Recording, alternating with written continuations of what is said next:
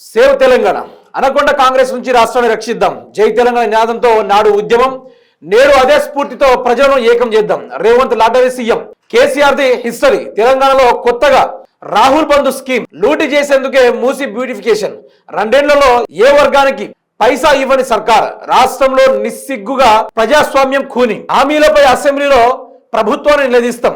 6 గ్యారంటీలపై private bill పెడతాం BRS working president KTR వెల్లడి party ఎమ్మెల్యేలు ఎమ్మెల్సీలకు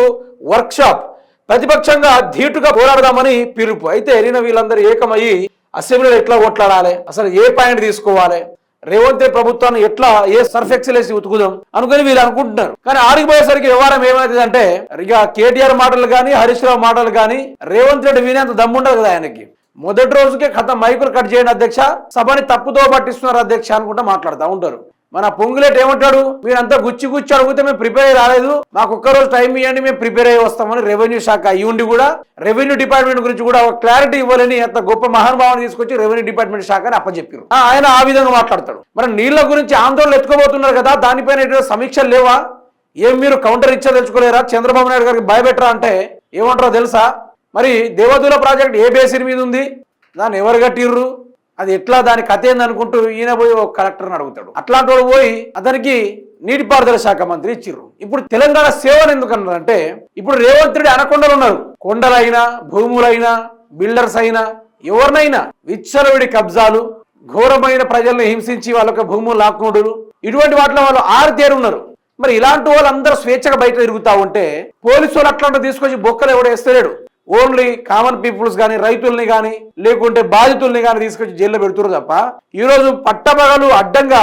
కబ్జాలు చేస్తున్న రేవంత్ రెడ్డి తమ్ముళ్ళు కావచ్చు సోదరులు కావచ్చు అన్నలు కావచ్చు అనకొండలు కావచ్చు ఏ కొండలైనా కూడా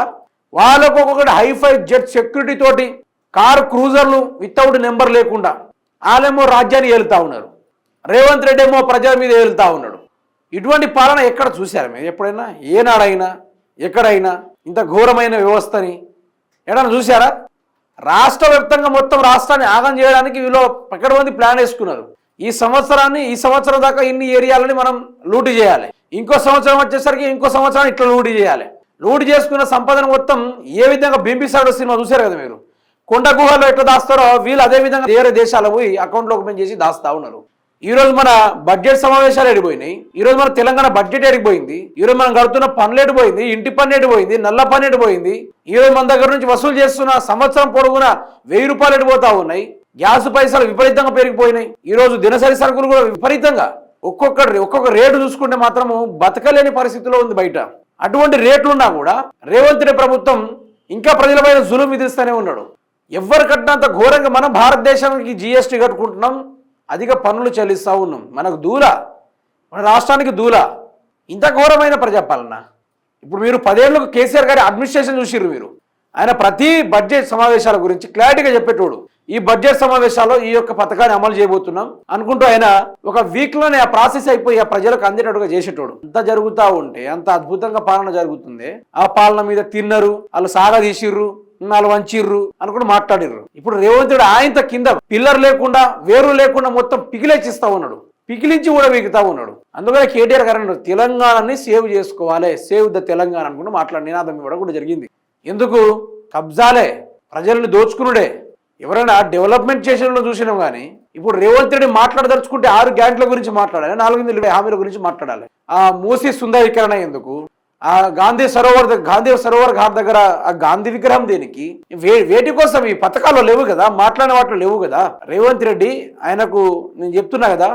మీ ఇంటికాడ ఆ బర్రెలు ఉన్నాయా ఆ బర్రెలకి ఇట్లా పెండ పెడుతున్నాయి కదా పెండ ఆ పెండల ఓ 10 రూపాయల నుంచి 5 రూపాయలు మీకు ఇచ్చేస్తాం సార్ ఈ 5 రూపాయలతోటి మేము తీసుకుంటాం ఈ పెండని ఎట్లయినా ఎక్స్పోర్ట్ చేయండి సార్ అంటే మాత్రం రేవంత్ రెడ్డి ఈ రోజు పెండ వ్యాపారాన్ని ఒక మెస్సీ తోటో ఆ ఫుట్బాల్ ప్లేయర్ రొనాల్డో తోటో లేకుంటే ప్రపంచ దేశాల్లో ఉన్న సినీ నటులతోటో ఆ పెండ వ్యాపారాన్ని ఆయన రిబ్బన్ కటింగ్ చేసేటోడు ఆయనకు 4 రూపాయలు వస్తుందంటే చాలు కథం అది ఎంత చెడ్డ పనైనా సరే దాన్ని జాతీయ హోదాలో తీసుకుపోతాడు ఆయన విన్నారు కదా మొన్ననే మెస్సీ వెల్కమ్ అనుకుంటూ మాట్లాడిండు ఆ తిరిగి ఉంటుంది రేవంత్ రెడ్డి పరిపాలన అందుకని తెలంగాణను సేవ్ చేసుకోవాలి కొట్లాడు తెచ్చుకున్న తెలంగాణని దొంగల పాలన చేయొద్దు కుక్కలు చింపిన ఇస్తారాక అయిపోయింది ఈరోజు తెలంగాణ పరిస్థితి ఎవడేలుతుండు తెలంగాణని ఎవడాగం చేస్తుండు తెలంగాణని ఏమైనా సాగుతుందా మాట్లాడితే ఫ్రీ బస్ అంటుండు తప్ప ఏదైనా లాభం ఉందా తెలంగాణకి